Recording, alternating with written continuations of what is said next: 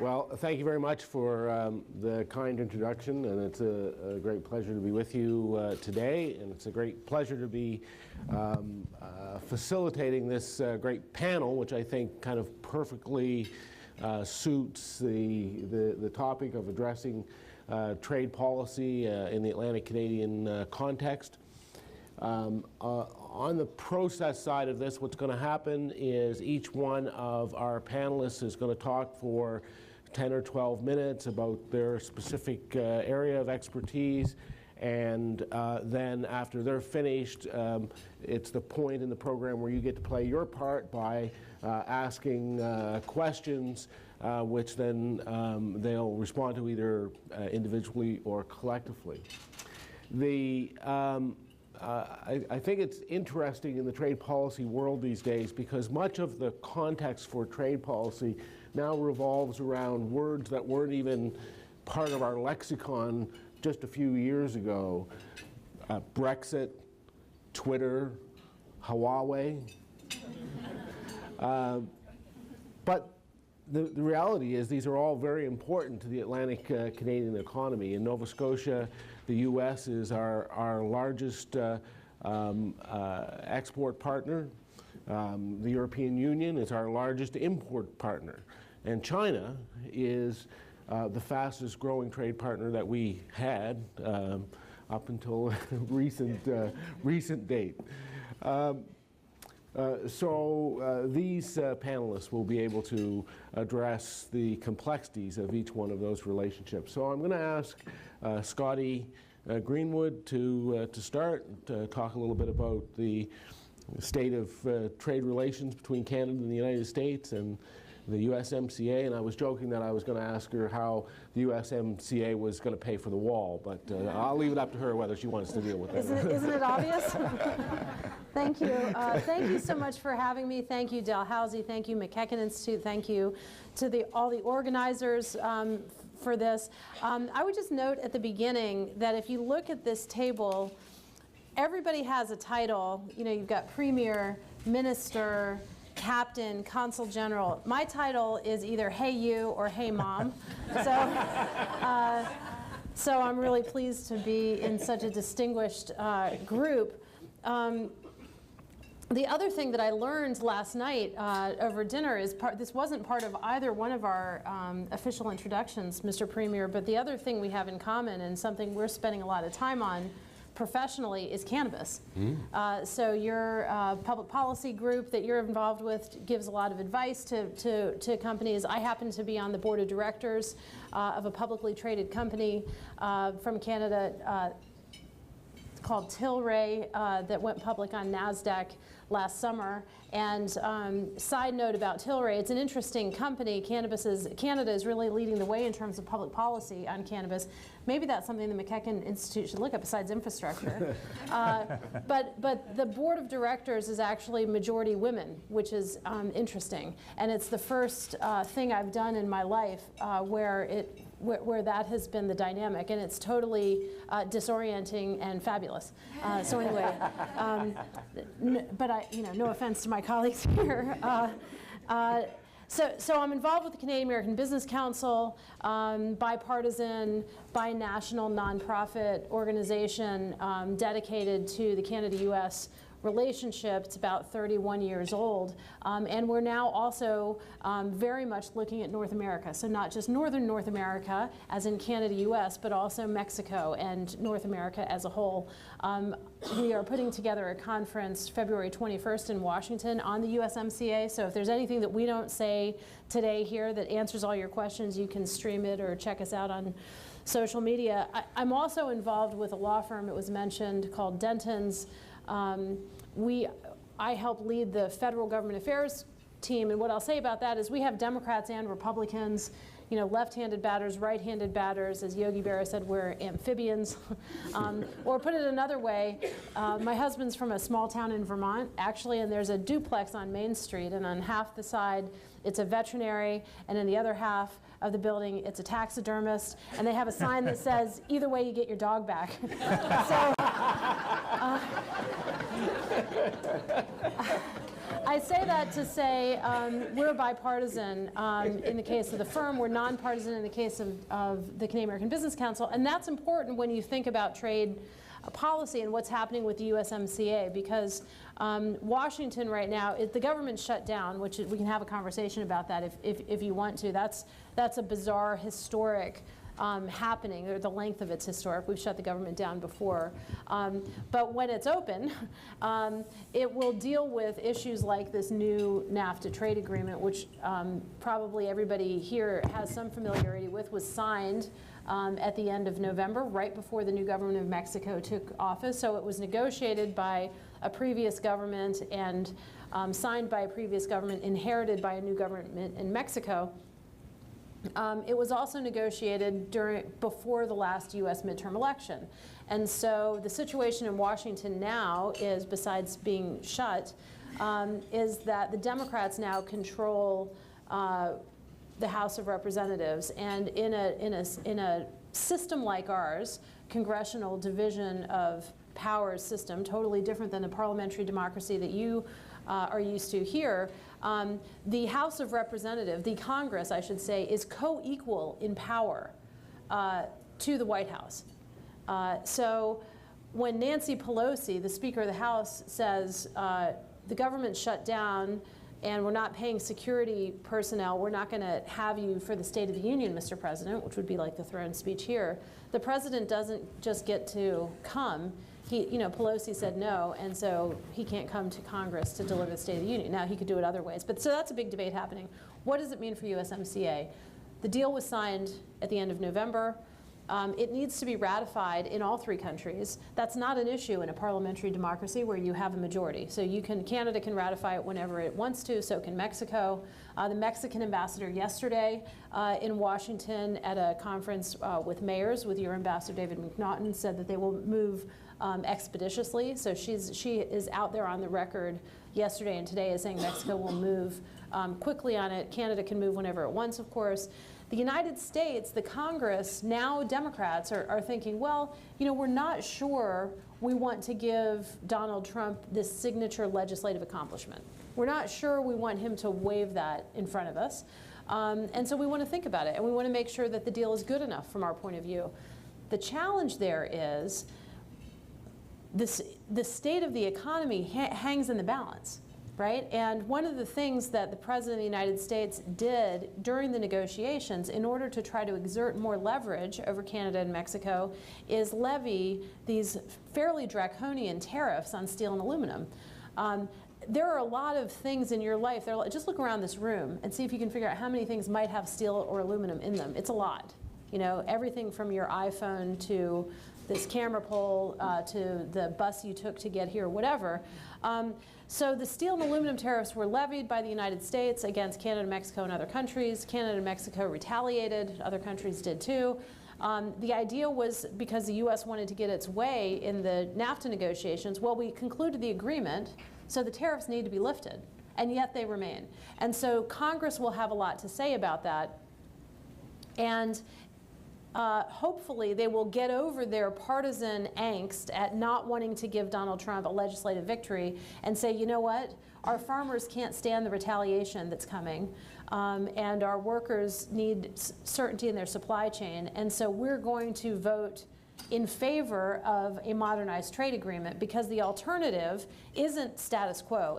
The alternative isn't NAFTA in Donald Trump world. The alternative is no NAFTA, no USMCA, no NAFTA or USMCA. So no NAFTA, an economy, before a lot of people in here were born, Canada didn't have preferential access to the United States marketplace.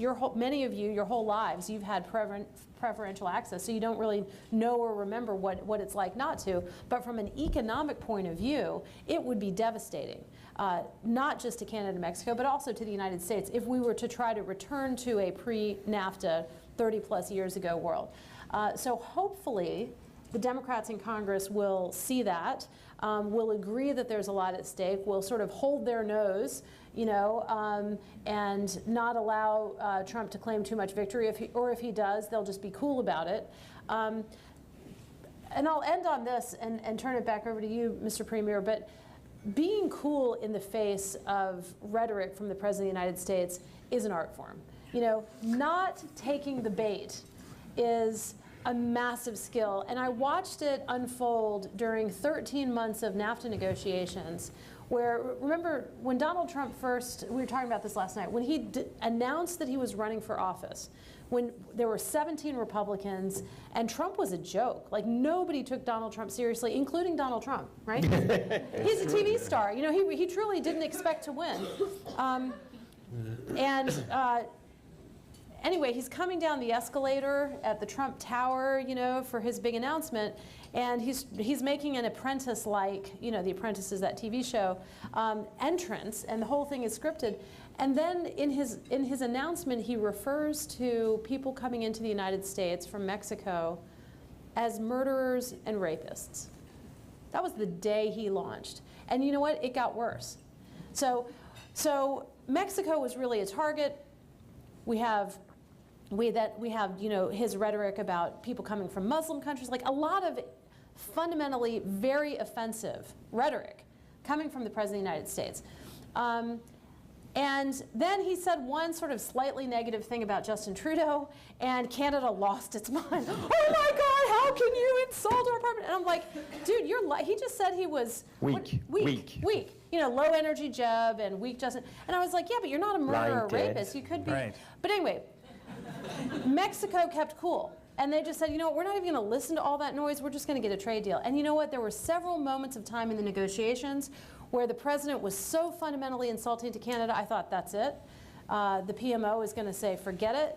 We don't need your deal. It would be politically popular in Canada for you know, drop the gloves, dukes up, for Trudeau to, you know, just fight with Trump. Canadians would reward him politically for that in the short term. But you know what? Canada stayed cool, too. And it was like water off a duck's back. You know, Trump can say whatever he wants. We're going to get the best deal for people. And that's where we are. So I'm hoping that the Democrats in Congress can take on USMCA, on the new NAFTA, can take a page from Mexico and from Canada and just keep cool and get the deal done. That's my hope. We'll see. It's going to be a long slog. Well, thank you. Sure. I think Vicente Fox was a little less cool than perhaps, he was. That's right. Than some of the other. But he wasn't the president at the time. No, that's true. Nieto, you know, kind of kept it together. He still used the F word. And you'll be happy to know that last year the MacEachen Institute, in fact, did do some work on edibles policy there you go. in the cannabis sector. So samples after at the break. That's what you just promised. Thank you, MacEachen Institute, for the edibles. Yeah. I always tell everybody that I work in the government relations business, not in the cannabis business, especially if the NSA is listening. That's right. Yeah, I've got to get back into the United States later today, so. Well, you've got a passport that will allow you in. I do. I happen to be a citizen there, thank God. Colin, China, 1.3 billion people was the, am I right about that? 1.3 billion, I believe? Yeah. It was the fastest growing market for Atlantic Canada in the last little while. And now what? And expected to surpass the United States by sort of 2030 as the biggest economy in the world, already a middle class of 400 million, which is a market that we obviously want to get into. And last December, Prime Minister Trudeau was over there meeting with the Chinese Premier, but there were parts of what we were asking for that the Chinese Premier wasn't so keen on, the progressive trade agenda, and so everything sort of stalled. And now, of course, we're in a much more difficult situation, collateral damage in a way, to upholding the rule of law, which we are committed to do, although our current ambassador to China has certainly complicated things again yesterday with some comments. How that's all going to end, not sure, but it's not looking good, because we're seeing not the panda side of China, we're seeing the dragon side of China, and we've become a bit of a proxy, I think, in some ways, for the United States, because the bigger picture is the China-U.S. Quarrel on trade, which threatens to get even worse. We're in this sort of period after Buenos Aires, when Xi Jinping met with Donald Trump over dinner, and they said, all right, let's have we'll have a truce period. Otherwise, we're going to impose even higher tariffs on both sides, and that will involve cutting off goods and things. Now, Scotty commented earlier when we did some radio, well, there's a silver lining potentially for Canadian lobster and a few other things, but I'm afraid that's off the picture right now, because I think anything Canadian going into China, the Chinese are taking retaliation, as we know, and you do not want to wind up like Mr. Koberg and Mr. Spaver. I was posted in China, Greater China, for 5 years, and I visited Chinese jails, and they are not a place, believe me, that you want to spend any time. The sentence of Mr. Schellenberger on drug-related is the Canadians are a bit affronted by this execution, but in fact the Chinese do this, and a couple of times when I was posted there going up, they used to have executions of drug smugglers, because the Chinese regard this quite seriously, because it dates back to 150 years of humiliation, the opium wars and things. So it is a related issue, but it is not surprising. So I think in terms of China, it's going to be a while before I think things get better, and that tells me that we have to follow up from what Scotty was saying, and where Scotty left us with the Democratic Congress. The advice I give is that because while and as you said, Daryl, while the Atlantic Canada has the fast growing in China, but we'll wait and see what happens there. And of course, Europe is very important for imports, because then we actually practice true trade back and forth. Imports and exports are vital. That's still the biggest market for Atlantic Canada. It's sort of 65–70%. It's a bit higher for all of Canada, because Ontario, 92.5% of what they export goes to the United States. So it is the biggest trading partner, and likely to remain so for Atlantic Canada, for Nova Scotia, and for Halifax, whether we're talking pulp or seafood or seaweed, as I learned last night, that we're turning into all sorts of things, that this is important. But the U.S., I guess the point I'd say that it's very important that we continue to work the market in the United States, and that means both business people, reminding those who they supply or those they buy from, that we are their biggest export market, and you can actually track this down to the district level, and then the incoming chairs of the House Ways and Means and Subcommittee on Trade from, I think, Massachusetts and New Jersey respectively, the biggest market for their district is Canada. And I think the kind of work that when I first met Daryl, and when he was involved as member of the Legislative Assembly with his counterparts on the American side, we need to do more of that, and it is retail politics, but because trade, like politics, all politics and all trade is local, and we're going to have to make the case. We've been doing that over the last year and a half as part of the NAFTA negotiations, so the Mexicans, but we are going to have to continue that in the months that come, because, and my advice would be to hold back on ratification in Canada, because it will be easy to do, because we're still not sure of what Mr. Trump is going to introduce. One thing we have learned about Mr. Trump, you can't trust him. And so let's just see what the legislation that he introduces, does it conform to our understanding of what's in the agreement? Because in the meantime, the NAFTA is in place.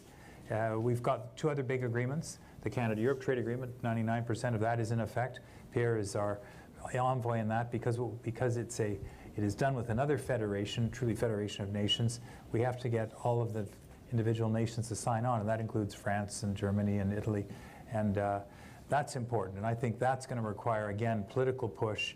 At some point, as we know, the Europeans have endless challenges of their own right now, from migration to Brexit to leadership succession to the Yellow Jackets in France. But I think that, again, premiers should be thinking about going over there with the Prime Minister, the kind of Team Canada Inc. missions that Pierre, when he was Minister of International Trade, participated in with Jean Chrétien very successfully. Started with China, but also included parts of the southwest of the U.S. when I was there and things like that. I do think that we need now, because we have a vested interest, and you have a vested interest, because, know it or not, your future livelihood depends on trade, and we are a trading nation. The other big agreement we've signed, of course, is the Trans-Pacific Partnership, and that is in place, and that will reap dividends. China is difficult, but we've opened up markets like Vietnam, and so seafood, for example, will be headed to Hanoi and Ho Chi Minh City, and a lot of opportunity there. But we are at the point now where we have these frameworks in place, but to take advantage of it, it really does now mean business, and particularly in the Asian context, business and government, because to get a hearing in Asia, they usually want an official presence. So that means, and again, premiers. So Premier McLeod's got to be there. And why not go as a group, say, of a quartet of the Atlantic provinces, because trade really is a big pie and everyone will benefit, but you have to be there and you have to sell, and he can open the door and then business has to go through and follow along.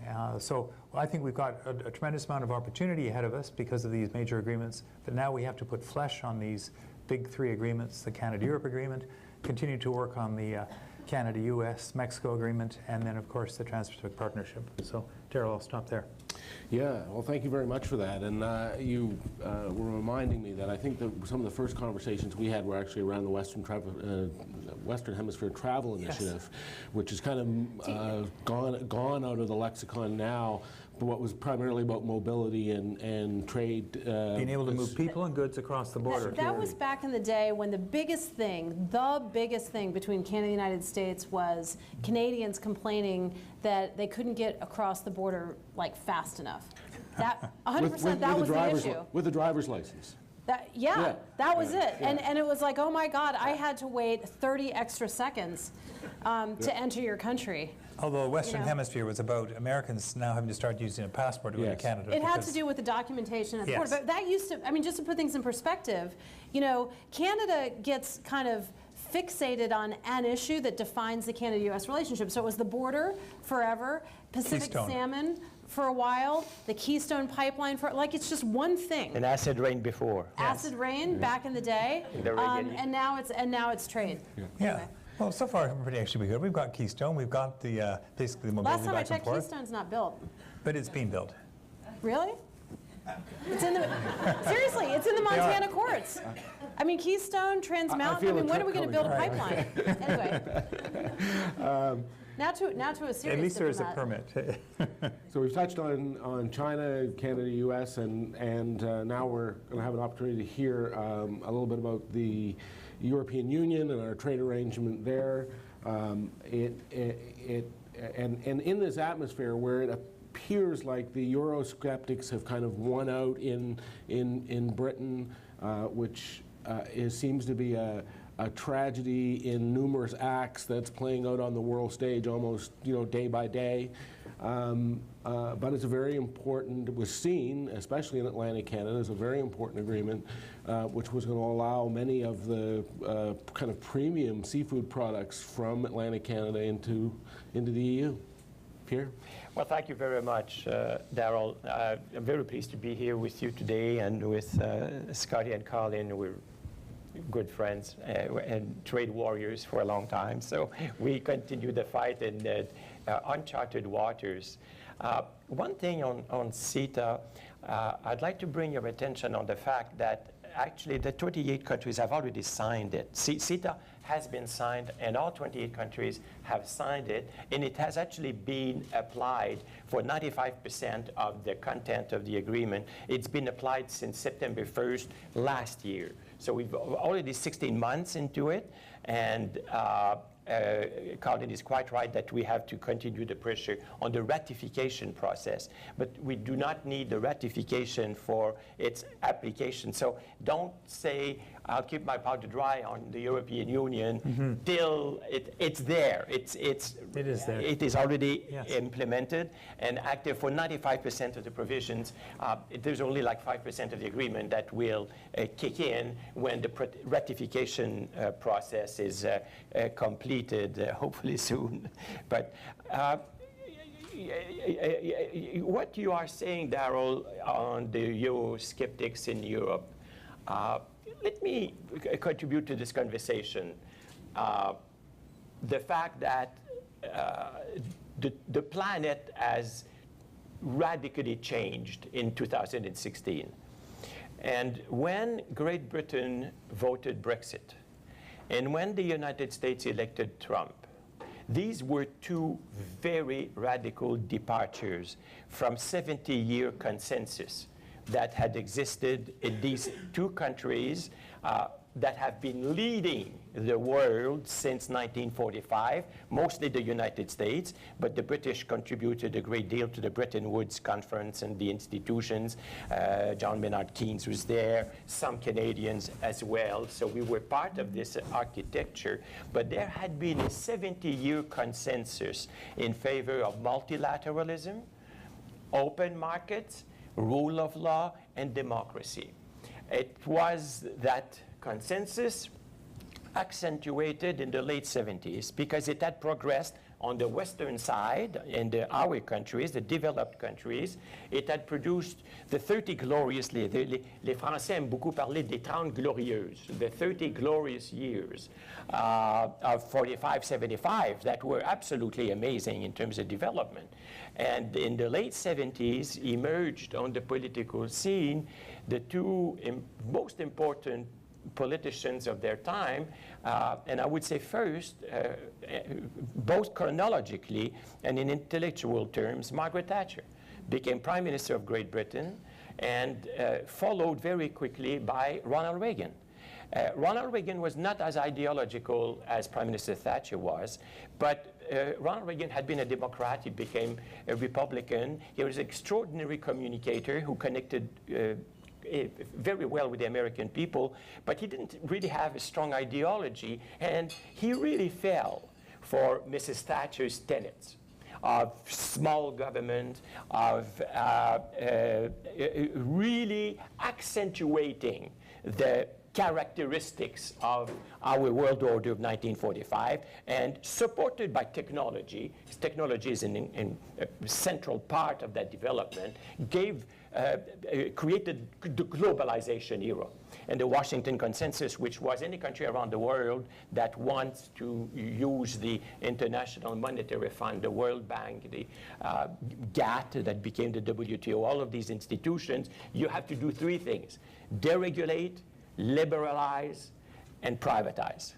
All three of them reduce the role of government in public affairs. And the 80s led us to the fall of the Berlin Wall and the implosion of the Soviet Union. We won the Cold War without one drop of blood being shed. And the implosion of the Soviet Union brought in a lot of countries in the European Union and on our side of the equation. And the Chinese decided to join in the world economy, open up their own economy, and participate in the world economy. So the 90s, we were on a high. I mean, we really were on a high. We didn't need to smoke at that time. Our values and our vision had become unanimous in the sense that there was a very large consensus supporting that. And there have been problems down the road. Too many people left behind because of the lack of training and the progress of robotization. And there were the financial crisis of 2008. I don't want to spend too much time on that, but the 2016 Brexit and Trump are absolutely turning things around. So going to nationalism, because Brexit is essentially an act of sovereignty, bringing back nationalism, and Britain will not take any advice from Brussels. It will make its own decision in London, and Trump says America first, and to hell with the rest. And it is, and even, which I find very strange, because whereas I agree that the rivalry of our era is the rivalry between the United States and China. It is going to be with us for decades to come. And what I find interesting is that the President of the United States, meeting that challenge, decided to do it on his own. So he imposes tariffs on aluminum and steel from China, but he does it on Canada, Mexico, and the European Union. You would have thought that to meet China and making sure that the United States kept the highway in terms of moving on, you would solidify your alliance, because the great advantage of the United States and its strength in world affairs of the past 70 years is that it had first of all, been brilliant in the world multilateral architecture it provided, but it was leading alliances. Leading is something you do with people.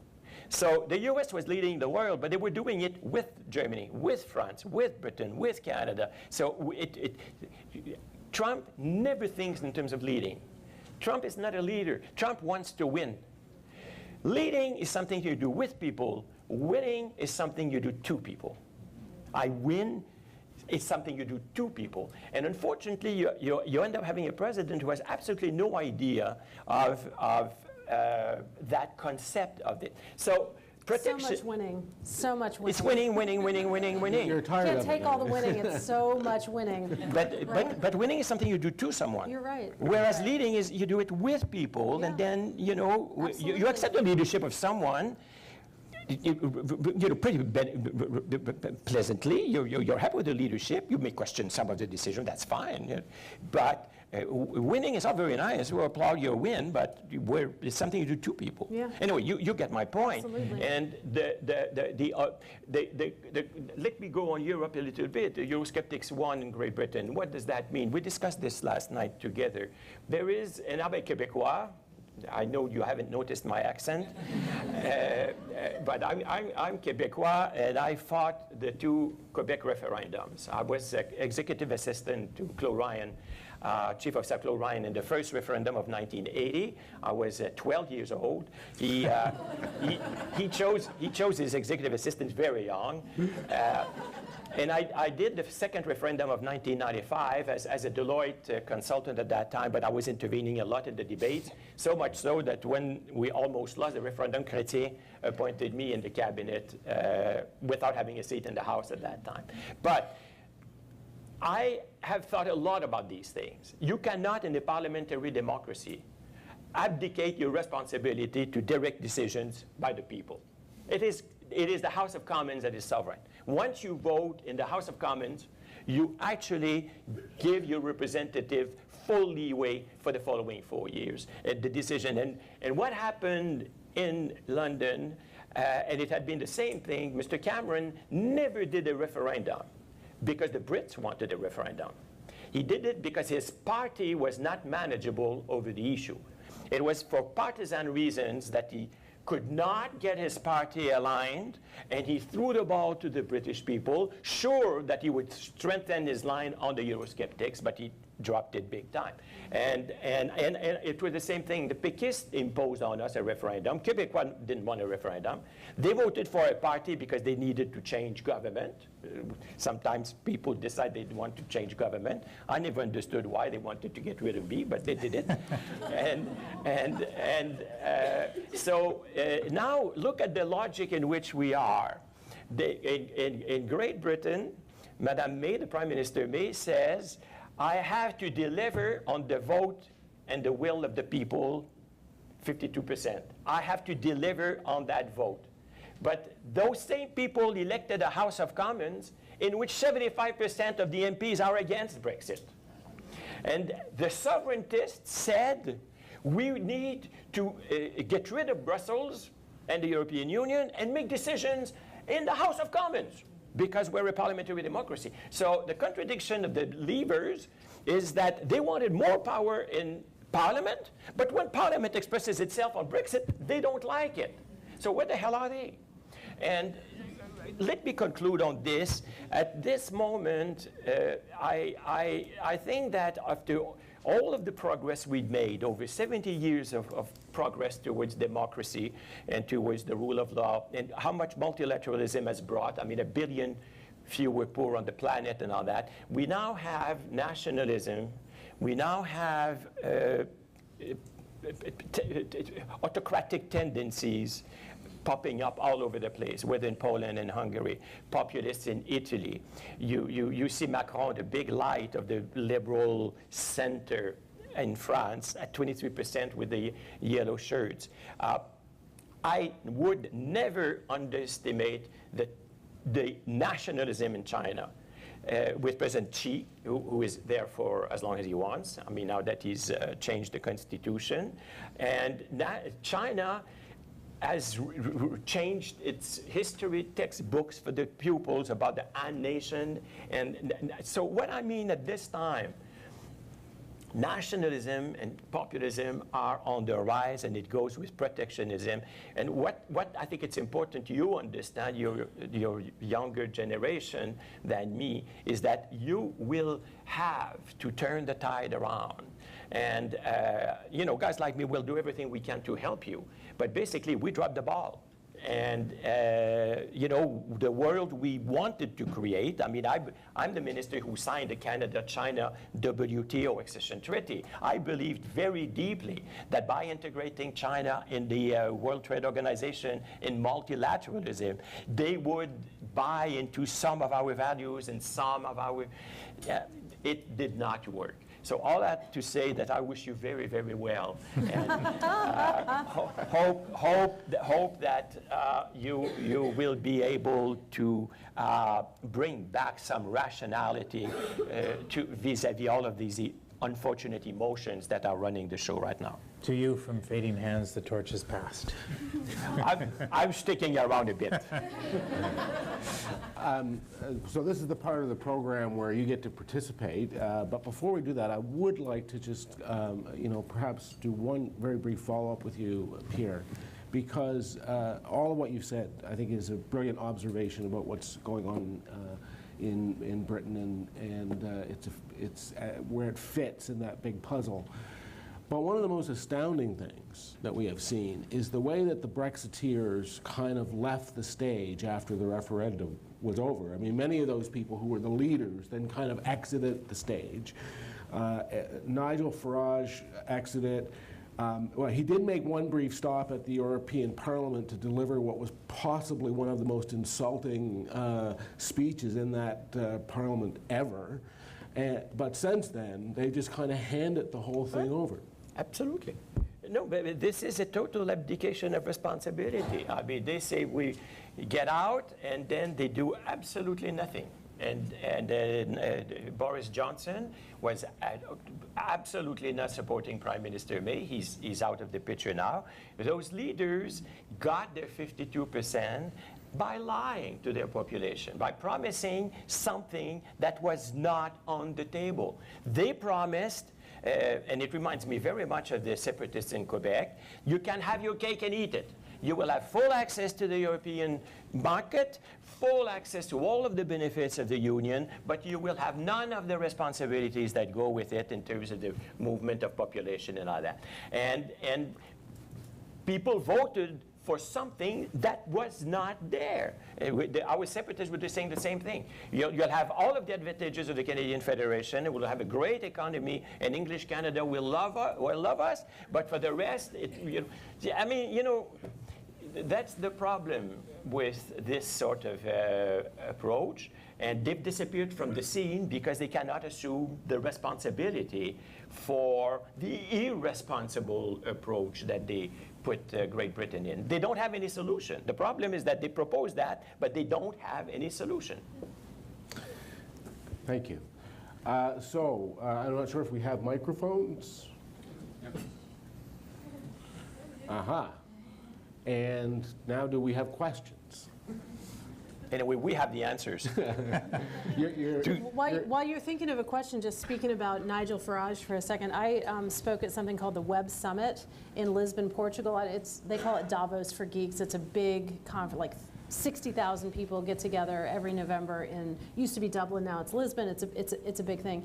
And so I was asked to speak there, which I was really honored and grateful. There are all these breakouts, and you know, I'm thinking it's a big deal, and I'm going to talk about the very sexy topic of the digital trade chapter in NAFTA, in the new NAFTA, right? So I'm all prepared and everything else. And so, you know, people were polite, kind of like you. They're sitting there. Some of them were awake. Some of them were on their devices. But I thought, you know, I made it through. So they clear me off, and people are starting to gather, and I thought, oh, they heard what we had to say. I was on with the UK Minister for Digital and a couple of other people. I'm like, yeah, we rocked it. No, it was the next panel of speakers was like Nigel Farage and Angelina Jolie. Anyway. Yes. Yeah, anyway. Yeah, so I can't wait to hear your next panel. We're just the warm-up act.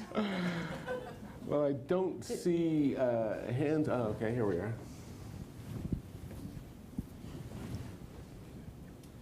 So I think someone mentioned, called yourselves like trade warriors. And I wouldn't even guess how much, I mean, if you took all of your experience in terms of international relations and add them all up, I mean, you know, I don't know, a century of time amongst all of you. Do you think that... I'm insulted by that. Yeah, a little bit. I'll take your 5. You take our expertise and you divide it and you get 4 figures, really?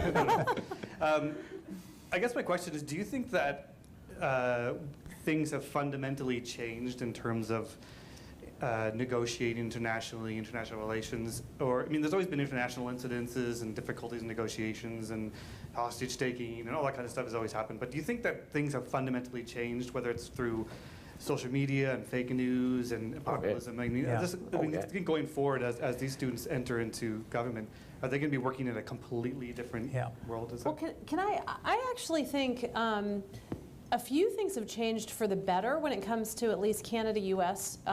Trade and awareness, because before Trump threatened to withdraw from NAFTA, Americans didn't really have a sense of our economic integration with Canada and Mexico. That wasn't a thing people were aware of. Canadians know it. It's sort of, you know, everybody in Canada sort of understands more or less the economic situation Canada is in with respect to being an exporter, and the U.S., and you might not like it. You know, Jacques Chrétien said, you know, of the United States, you're our best friend, whether we like it or not. You know? And Canadians kind of get that. Americans really didn't get that. Americans wouldn't have known.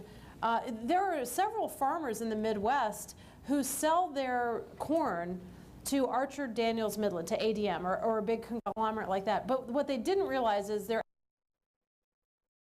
Mexico buys a lot of American corn. And they know that now. So I think a positive is awareness about our interconnectivity, particularly with respect to Canada and the United States. There are some things that have fundamentally changed. I'm sure you guys will talk about that. But the other thing I will say is, unlike China and most other places in the world, you know, the United States has a constitution, a form of government that contemplated a dictator and wanted to guard against that, right? So they actually, the founders of my country, thought about maybe tendencies. We're going to put some guardrails up, and so no matter what you think, millions of Americans think he's doing an amazing job. There are millions that don't. No matter what your point of view is, he's not going to be around. Swing back. I hope it swings back towards multilateralism, engagement, all of that sort of stuff. The way Obama and Hillary Clinton as secretaries of state re-engage the world after the Bush years. I hope that happens, but there are other fundamental things that'll never change, maybe you guys, or never go back, like social media. I think things changed actually when Pierre became trade minister and went to the Seattle round. You know, up until, we've been doing these very rounds since the Second World War, and they were done in green rooms by guys in suits, basically, and without any attention. It was page 2 on the business page, never front page. But as globalization began to, one of the benefits, again, and Pierre talked about what's going on in the 90s, is you get this kind of flourishing of what we thought were liberal values, and part of that was open markets, and that part of that meant trade, and indeed trade expanded exponentially, and we created the World Trade Organization, and in 2000 China comes in, China negotiates, so does Russia, so they're both members. We thought that the world's going in the direction we think it is headed to, and as these other countries become more like us, they will start taking on values that we share, including liberal democracy. But as Pierre said, no, that didn't turn out that way. So, but I think the pivot, the turning point came at the Seattle round, where we thought it was Bill Clinton's, I think, one of his, he thought this was going to be his great success, launched what was going to be the Seattle round, and it failed because, and you were there were every one of the, every dissident group, whether you were talking about traditional labor or the climate or environment. I remember the Mad Turtles things. You remember all the various places were there, and so the whole town shut down, and we realized at that point that trade was no longer just for the experts, but it had now entered the popular, and it has become the tar baby for all the excesses of or what are perceived to be excesses of globalization, particularly the sense of inequality, that the trade was basically designed for those who owned yachts. It did not raise all boats. It just raised those who were doing well. And so I think that was the pivot point. It's just simply accentuated by social media and, of course, the Great Recession that Pierre referred to. I think, again, trade got blamed. And so trade is now tough sell to the public. And I think that's where politicians, again, I think Canada, because we really do hug the center. an American politician once said to me, you know, Americans go from A to Z, or we'd say Z. You guys, Canadians, go from F to M, and I think that still holds true. We really do. F to G. Yeah, F to G. I was in Seattle, the big WTO ministerial in Seattle.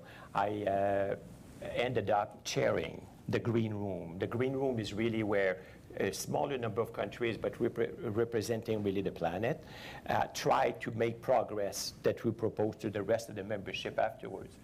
And Charlene Barshevsky, who was Clinton's United States Trade Representative, was very much into her details and this and that. I mean, we were collapsing. And everyone knew it but Charlene.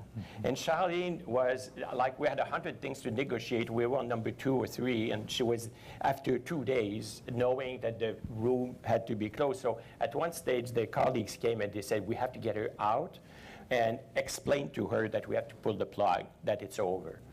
So they said, they turned to me and they said, okay, Pierre, would you chair the Green Room? But I had no preparation. I had been trade minister for 6 months, not even that. So I replaced Charlene Barshevsky as the chair while her advisors and other countries tried to tell her, you're the chair, it's over, pull the plug instead of pretending. And so I chaired, but it took 6 hours to convince her. I had out of thin air to make the dialogue go, because if we stopped talking, it would spread all over the membership. It was awful. So I was there and talking and giving to this minister and that minister. And then at one stage, I got a click at the back and someone said, okay, good.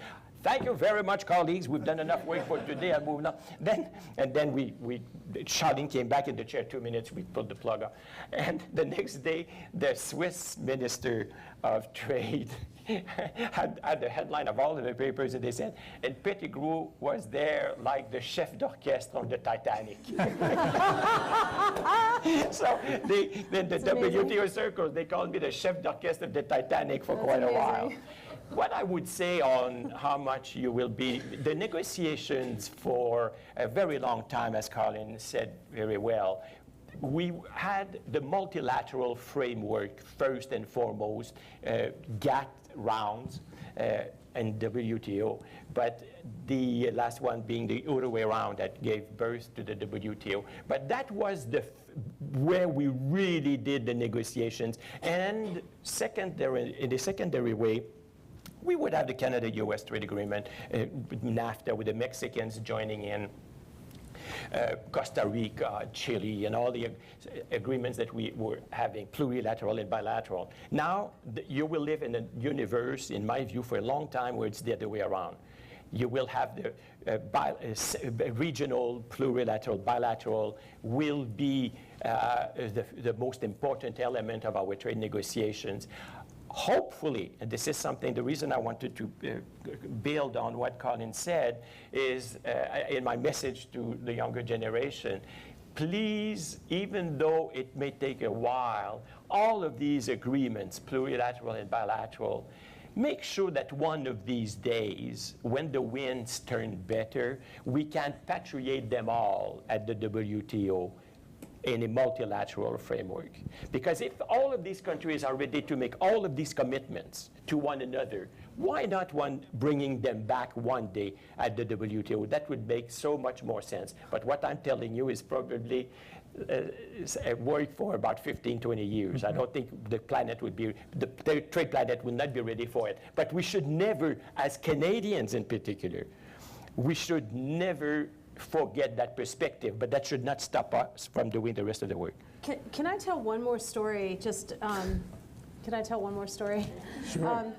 Because it's so interesting to go into Seattle and go in the Green Room and hear that's amazing. So Asia Pacific Economic Cooperative, APEC, is another multilateral institution, and the APEC meeting in Vancouver in 1997 was one, another big multilateral thing where it got famous because of a pepper spray incident with some protesters. Anyway, so I worked for President Bill Clinton, and I was the chief of staff to the U.S. ambassador, appointed by President Clinton, and I too was appointed when I was 12, so we have that in common. And anyway, so my ambassador, like Charlene Barshevsky, is a really smart lawyer, and super prepared, over-prepared, but also, like you, brand new on the job. And so there was a bilateral meeting with President Clinton and Jean Chrétien, and the way a bilateral meeting goes, so on the margins of these big multilateral meetings, you have bilats, when different countries will get together with each other. So we had been on the job, you know, a very short time. Ambassador Giffen had read everything. He actually read the entire NAFTA. He read the entire NORAD. Like, he read everything to be the smartest ambassador ever. And he was carrying around binders. And he was super prepared. So you go in the room, and it's lined up, and it's President, Prime Minister, Foreign Minister, Secretary of State, Ambassador. You know, like, everything is symmetrical across the table and whatever. And so Madeleine Albright is next to, so it's Bill Clinton, Madeleine Albright, Gordon Giffen, and whatever. And Clinton has really bad allergies. And so through the course, and then the rest of the people are like on the margins of the room, like trying to look invisible, the potted plants, you know. But Clinton's like during the course of the conversation, his face is turning red and his eyes are swelling and his nose, and I'm sort of watching this, and he leans over to Giffen, and Giffen's thinking, oh, he's gonna ask me for my advice because I'm super prepared on whatever the issue was. And Clinton's like, what? And he's like, he needed a Kleenex. And Giffen, like, of his things that he had prepared, he didn't have a Kleenex. So Clinton's like, and he's pointing, well, there's a doily under each individual glass. And he's like, give me your doily. And so the U.S. ambassador to Canada's biggest contribution to this bilateral meeting was passing the doily. And then he could see Clinton like use the whole doily. So then he's going next to the next guy. I need your doily. What? And so the only thing I could think about the entire time was, will there be enough doilies to get through this meeting? Anyway, just thought I would share that little story. I think I see a question there. Okay, thank you. My question is in the similar vein to the last question, but more about international relations in general. Do these trade agreements and perhaps other situations that have happened in the past few years, do you think they're representing a broader shift in the balance of power internationally, perhaps from the unilateralism led by the United States that we've grown used to maybe a more bilateral, multilateral organization of power internationally? Yes, I think we moved from the 90s where the United States was the principal, and but I think by 2006 things were starting to shift to the rising China and President Putin coming back in after having passed over the presidency for one term. And so yes, I think that we are in a different, the situation that we lived, that we all grew up under, that started after the Second World War, has in the process of changing, and it will not be changed that we are going to like, and it will potentially put Canada at a major disadvantage.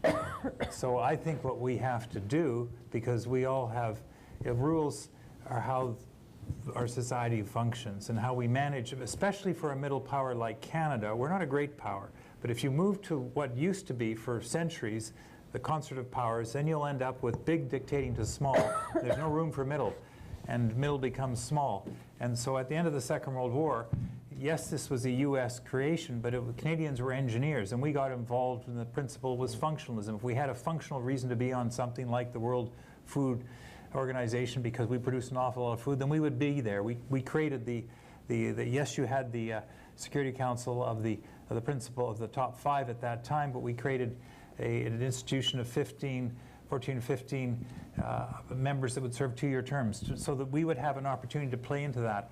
I think all of that is now at risk, and we have an American president who really, as they say, America first, does not like multilateralism. He is unlike any of his predecessors. It was the United States that sustained this. So that's been the biggest shift, not just rise of China and rise of Russia, which were antagonistic to this and are not going back. I mean, China, the emperor, and Russia, the czar. You cannot, I think, ultimately deal with history, but there is a challenge now with the United States. So I think it means that countries like Canada and other like-minded, Germany, France, Norway, New Zealand, Peru, Chile, we're going to have to try and sustain that. And I think we can, but we can't just sit back and let things happen to us, because the things that happen to us are going to make life very difficult for your generation, my old age difficult. You see, I absolutely agree with Colin. The big difference in international relations is that during the Cold War with the Soviet Union, you had two parallel universes that had very, very little connection. Essentially, we did not trade, we did not have communications. There was the Iron Curtain, as Churchill had called it. And therefore, it was a relatively simple, dangerous because of the nuclear threat, and that was the biggest fear we had, but there was no engagement between the two countries. And we knew that even when the Hungarians rebelled, we let the Soviet Union, Czechoslovakia rebelled. We didn't do a thing in the West. These were two. Now the big difference, then we had the unipolarity moment. Bipolarity, then the unipolarity moment from George H.W. Bush, the Clinton years. The United States really were the only power. And now we are entering into another sort of bipolarity. But the big difference between the one with the Soviet Union, which thank God ended without any bloodshed, is that unlike the Soviet Union, we're very interdependent with China. We buy their stuff, they invest, they own a lot of the American debt. Mm-hmm. The Chinese have a big purse of the American debt. So these are not two independent universes. We have absolutely integrated with the Chinese. And therefore, we have to do everything we can, and Canada should play its part, to avoid a Cold War, because the other one was relatively easy to manage. Well, I think we are entering a Cold War with China.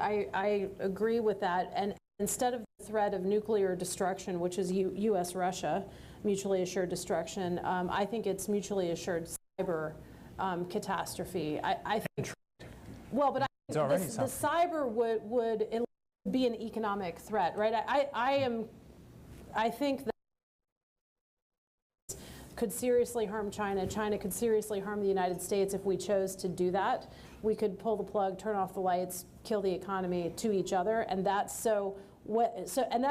is way more complicated now because, as Pierre says, we're so integrated economically this is why trade is so important, because the whole world order after World War II is if you trade with each other, if you're economically reliant on each other, you won't actually fight a war against each other. So the hope is that the U.S. and China can figure out a way to coexist in the world, even though their values are fundamentally different than ours. Yeah. Just to follow up on that, because for many, many years, we certainly heard this in many parts of the world, that the corporate interests in the United States were often seen also as instruments of U.S. policy. But with respect to China, that is well and truly true. Yeah. Right? Yeah. These are state-owned enterprises right. that are operating, and so that really does not change the complexion of the kind of trade you're doing. Agree. Absolutely. Yeah. And unlike what we thought when they joined the WTO, where we thought the state-owned enterprise would be sort of petering out, it has actually tripled, maybe quadrupled the number of state-owned enterprise in terms of importance in the economy. Yeah. And absolutely using the public purse in Beijing. Absolutely. I have a question over here. Yeah, just going to bring this discussion perhaps a little more local from global trade and international relations. And we haven't solved interprovincial trade yet, or interprovincial relations. And I get puzzled sometimes. We can't negotiate successfully with ourselves. How do you negotiate successfully with Donald Trump and others? So your comments on interprovincial trade. Sure, it's the unfinished business of confederation, as you point out. So it only takes another 120 years. Well, we have actually made incremental progress. I think, I'm always struck by the Atlantic provinces haven't done more than they have, because I think the Western provinces have actually shown the leadership on this first over the past couple decades. Now, unfortunately, a lot of this becomes personality dependent. So when you had Gordon Campbell and Ralph Klein and Brad Wall, you really did get this integration, and you got standards and things moving together in the West. But as you know, the relationship between the NDP premiers in British Columbia and Alberta is tricky right now around pipelines. So I think that, But this is, again, unfinished business. And Conservative government and now the Liberal government have tried to take it on, and it goes back to Pierre's days. We were trying to take it on in the Chrétien days, and we have made incremental progress, but we're still, ironically, we've been able to do all these major trade deals. We have actually some ways freer trade with the United States than, as you point out, across Canada. You just look at sales of beer and things like that. And U.S. trade negotiators do occasionally point that out. Yeah. Occasionally. Yeah. Occasionally. And take us on, because we still practice the protectionism. Yeah. So, But this is a it's a good point. this is a very decentralized country we have. I mean, provinces really in Canada, even more than the states in the United States, have amazing responsibilities, and Ottawa cannot just rule out the provinces. There have been, as Colin says, incremental progress, mostly in the West. You've had good progress between Quebec and Ontario as well on construction, on the alcohol and wine, this sort of thing. But these are very, very minor stuff in comparison to what should be done. But at the same time, people don't want to live in a unitary country. Yeah, I mean, even in this province, I remember that, well, I won't name him on that one, but everybody will remember that one who became prime minister had suggested the unification of the 4 Atlantic provinces in one province, so that that province has more weight, and you see how that has been received. We're very attached to our individual identities. I almost feel like I have to weigh in on this one. The reality is that Atlantic Canada has done a lot more than gets noticed, I think, and there has been a constant kind of back and forth among the Atlantic provinces to try and attack these questions from the regulatory perspective, looking at how trade certifications can be unified across all of the provinces, making sure that planning, when I first arrived at the Atlantic Premier's table, for example, we couldn't tell you how many plumbers were being educated in Atlantic Canada, because every province had their own number. And so just something that simple, we didn't know if we were educating enough, too many. So there was a whole effort that was brought together around trying to kind of sort out, where our program expenditures were going to be most effective from an economic perspective, where trade certifications could be harmonized, and you see that work continuing. And I think you're absolutely right. It's very much dependent on the personalities of the individual at the table. And I would argue, for example, that the Muskrat Falls project that took place in Newfoundland was really an Atlantic Canada project, and that was part of the idea was you're doing this not just for the good of one of the provinces, but for all of them, bring them together in a kind of energy community that allows them to be jointly successful. Okay, that's it for me. Question back there? First off, I'd just like to thank all the panelists. It's been a very informative panel. My name is Justin Stotosik. I'm a first-year MPA student. I'm really interested in international trade, and looking at the Global Affairs website, one of their priorities is the pursuit of progressive trade policy, so the inclusion of labor rights, small capital businesses, environmental rights. But with the current global context, sometimes that seems to be a little bit unfeasible. So how feasible do you think those goals are to achieve, and what are some strategies that you think can be used to achieve those goals? Well, the U.S. Procurement policy actually is more progressive, believe it or not, than the Canadian procurement policy with respect to women and minority-owned businesses. So one thing you could do is just say, for all your procurements, you've got to have a certain amount of small businesses, women, minority-owned, things like that. That's something that the U.S. has done. It's actually not controversial. It's something that government contractors comply with on a regular basis. And I was surprised to learn that Canada doesn't have that. So that's one specific example. Otherwise, it's just rhetoric, right? Commitment to, LGBTQ rights, in a trade agreement, that's great to write that down, but what does that actually mean? That's easy to sign, hard to do. Well, that's probably one thing where we have changed the most from my own years. I fought that concept.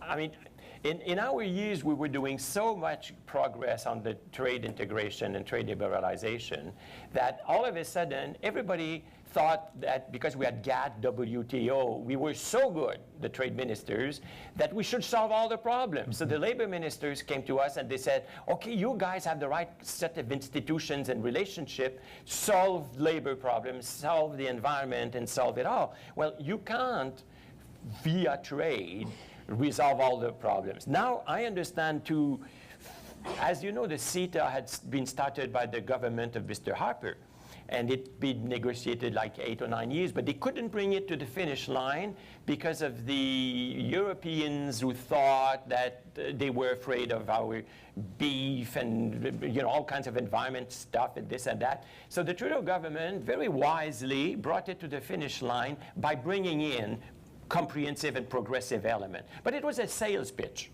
It was not out of, well, I shouldn't say that. Other media here, I have to be careful. Yes. But the way I would put it is that it was very helpful for the Trudeau government to finalize and bring it to the finish line to reassure the Europeans that we Canadians were North American certainly, but very close to European sensitivities on a certain number of files, and that's what we did. Now, should we use the same criteria on any trade agreement? I think you have to adapt to the markets and the economies and the countries you want to get a deal with. Yeah, no, I think you've said, and I would concur with Pierre, the government has made best efforts with all its trading partners, but there's really been no take-up on the progressive trade agenda. As I said, the Chinese gave us the back of their hand. It's not really in the North American, the new North American agreement. But TPP took it. TPP has taken elements of it. I think, but I also think you're right that labor should probably be dealt with in the International Labor Organization. Climate, we've got the Climate Pact. If the United States is temporarily out of it, but trying to throw all this stuff into trade agreements does make trade negotiations very difficult. But where I think there is a point to it is that how do you convince people that trade is working for them? And you have to insert something. I think we should be doing much more around adjustment rather than throwing in a lot of other stuff, because I think what we failed to do at the outset in Canada, US, but realize that the trade agreement, trade does bring about a certain amount of adjustment, and you have to provide for those who are affected, although much of the adjustment that's taking place now is not caused so much by trade as by automation and technology. And but trade has become the scapegoat for that. We just have, I think, time for probably one more question, so Terry. Thank you very much for the informative panel. So kind of following up on that point about, adjusting trade for people, it was mentioned earlier that, there was an abdication of responsibility when it came to Brexit. Brexit's a central concern for me because I'm a British person. But the British people themselves, especially the British people outside of core metropolitan centres like London, never really felt that responsibility to become a part of Europe, never felt a connection, never understood what the role of the European was in their lives and in the way that they did business. And so is there perhaps any lessons that we can take in Canada from that kind of separation in terms of what was going on within political circles, within Westminster, and what was going on in places like Sheffield, in places like Oldham, wherever? Can we take the lessons of Brexit and apply them to Canada so that we don't make the same mistakes? Absolutely, and we can take those lessons from Brexit between rural or regional Britain and metropolitan. It's the same in the United States. Trump Nation is the United States is a donut, and the Trump Nation is really in the whole of the donut. All of the states that touch Canada are sort of like-minded and very close to us on the California and New York. So those lessons, and I can tell you that when I meet my political friends in Ottawa, I always remind them, we are not immune in Canada. Doug Ford, for God's sake, is the Premier of Ontario. We are not immune in Canada. I'm sure you meant that in the best possible way. And donuts are delicious. Your point that people in Britain didn't affiliate with or associate with the EU and Europe is really interesting because, and that allowed what we have now. You know, in the United States, people didn't really appreciate NAFTA. And that allowed Donald Trump to threaten to pull out of NAFTA to great cheers. So I think you're right, and maybe there's even a lesson here for the provincial question. The question of federation is, do Canadians appreciate how bound up in each other you really are for your future, you know, well-being? It's a great question. And I think in times of big change, people tend to sort of gravitate to what they know best, which is family, community, tribe. And so identity is a big piece of what Trump and Trudeau both play to. And so I think that we are nation building as we knew it 50 years ago is different. And I think that we're seeing this across Europe, that great European experience. We see it, elements of it in Canada, and we certainly see it in the United States. And I don't know how it ends, but I do know that when you go through periods of fundamental economic change, as we're going through, as you saw the shift to the sort of 18th, 19th century, that family, tribe, I think the nation is still going to go on, but I think that we are less interested in the big project of what brings us together as to what we can protect at a time of fundamental change. And that underlines the role in many ways for which you're all here today is public service. Because the one thing I can say, and I've observed around the world, is that countries with good public servants can weather the storm. And all three of us have been deeply involved in public service, whether it's elected to office or serving in government. And that will be fundamentally important. And that will be, I think, will divide those countries that truly make it and those don't. And I do think that we are fortunate in Canada in having institutions like the MacEachen Institute and having politicians who are basically not corrupt and are there for, and I don't care what stripe they are, but I lived, to me, when I lived in Hong Kong and would go into China for the 5 years, that's when I changed my view. I used to see the divisions in Canada, but you know what, we all play in the same sandbox and we all rely on the ballot, and that is so different from where China is. That I think is truly what counts, and you're the next generation who has to pick this up, and we're leaving you a whole lot of problems that we've described today, but you presumably are equipped and we'll figure it out. Well, I think that's a great way to end today's panel. It was great to be with you today. It's certainly my pleasure to be with Scotty and Colin and Pierre. So I want to thank them for being part of this very informative panel. And I want to thank the conference organizers for inviting us to be with you. Thank you very much. Thank you. Thank you.